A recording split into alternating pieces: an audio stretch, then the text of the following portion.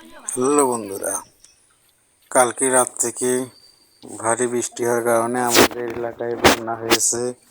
তো সবাই মাছ মারার জন্য প্রস্তুত।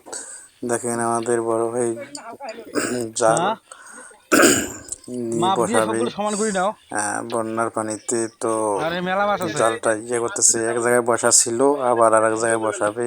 জালটা আরে ছাড়ছে, অনেক জানা মাছ পড়ছে, ভিডিও যে মাছ দেখা যাচ্ছে। মাছ গিলে দেখো। তো বড় ভাই যায় এখানে, ফির আর এক বড় ভাই প্রস্তুতি করতেছে মাছ মারার জন্য, জাল তৈরি করবে। আর এই দিকে মাছ মারতেছে।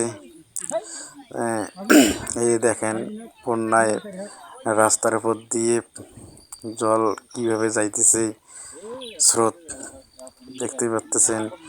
তো বন্ধুরা, আমাদের এলাকায় এইভাবেই মাছ মারে বন্যার সময়।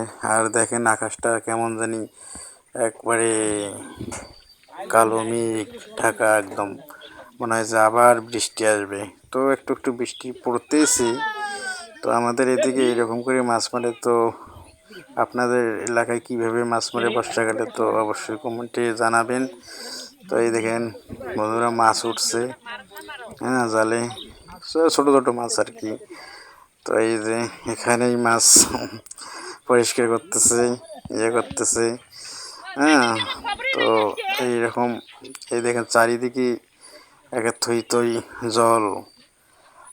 এই দেখেন এইদিকে পুকুর, মনে হয় পুকুর আর একটু বৃষ্টি এলে পুকুর পানি উঠে যাবে একদম। এই দেখেন চতুর্পাশে পানি আর পানি, জল একদম।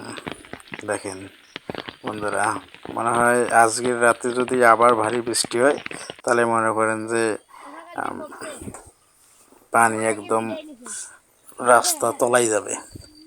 তো আমাদের এইদিকে বন্যা হলে এইরকম সমস্যায় পড়ি, কিন্তু